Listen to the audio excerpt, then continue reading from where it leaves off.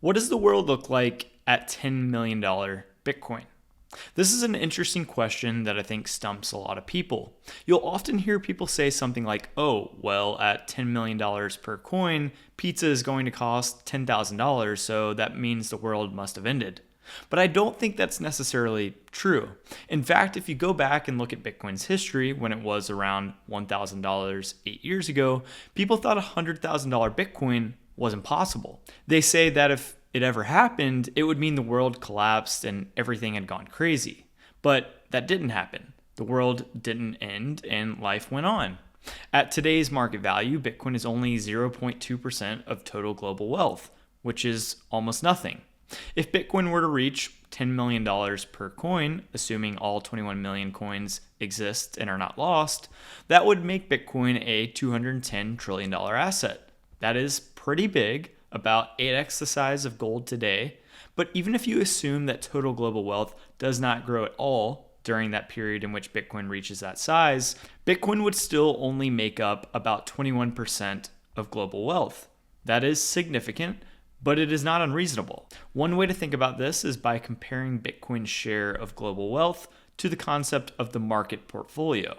In finance, if you believe you have no ability to spot inefficiencies or generate alpha, the rational thing to do is simply mirror the market portfolio. Hold assets in proportion to their weight in the total global market.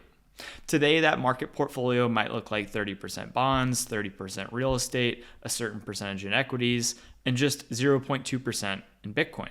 But if Bitcoin grows into a $210 trillion asset class, then the market portfolio could look something like 25% real estate, 25% equities, 10% bonds, and 21% Bitcoin.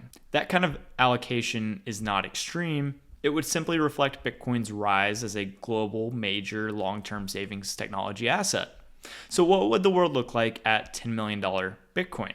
Honestly, probably not too much different from the world today. Just like when Bitcoin went from $3,000 to $100,000, early adopters who allocate in size will become incredibly wealthy. People who made small allocations will also have done very well. But that doesn't automatically mean we are living through hyperinflation or that the world has collapsed. It just means that we have discovered and adopted a better savings technology, one that continues to spread across the world. And if Bitcoin ultimately grows to 21% of the average person portfolio, that is not abnormal at all. It is completely reasonable. That is why I think the world at $10 million Bitcoin looks a lot like the world today. Thanks for watching, everyone, and see you next time.